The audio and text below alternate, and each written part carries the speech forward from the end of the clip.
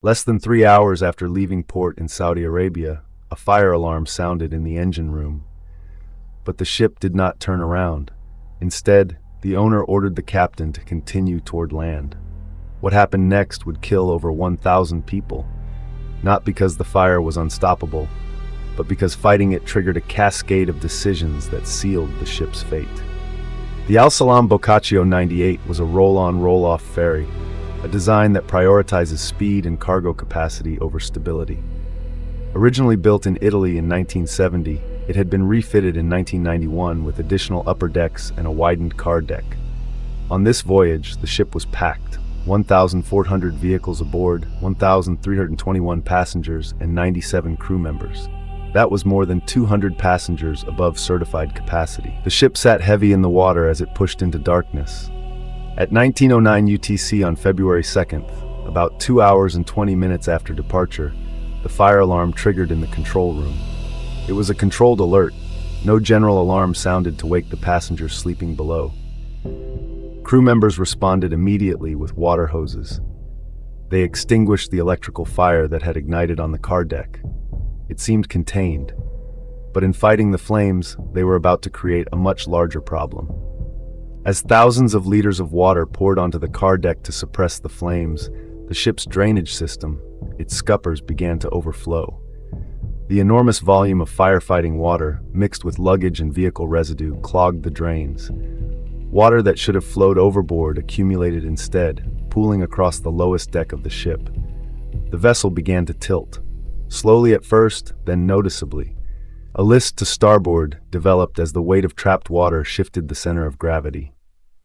The captain realized the danger. The ship was tilting too far to one side, a tilt that would only worsen if more weight accumulated. Desperate to correct the list, he made the decision that the official investigation would later identify as fatal. He ordered the crew to pump seawater into the ballast tanks on the port side, hoping to counterweight the flooded starboard deck. It was a logical instinct. It was also a catastrophe waiting to happen. Seawater flooded into the ballast tanks at high volume, but the scuppers were still blocked.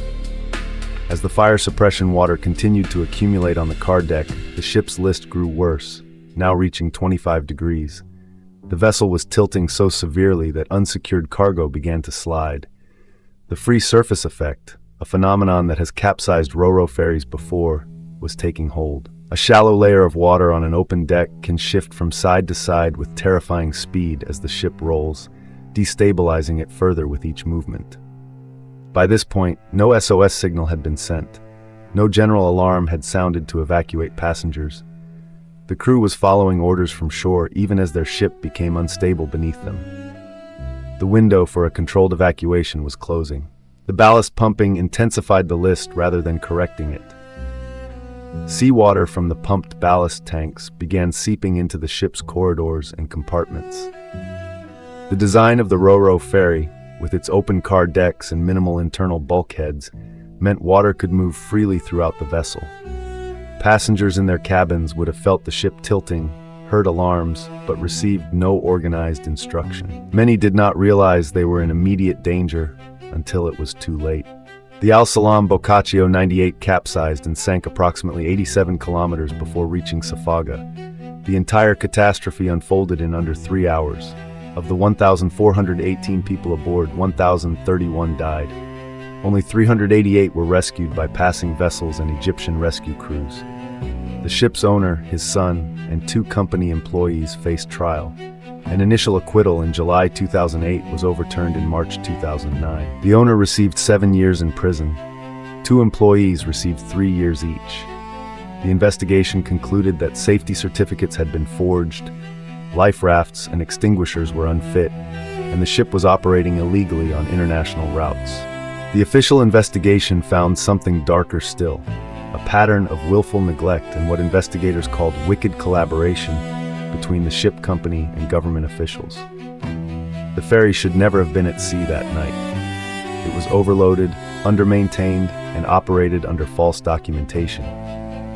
But it was the sequence of technical failures, the blocked scuppers, the ballast decision, the free surface effect, that transformed a manageable emergency into a disaster. A A single choice at any point along that chain might have changed the outcome. Instead, each decision compounded the last, and over 1,000 people paid the price.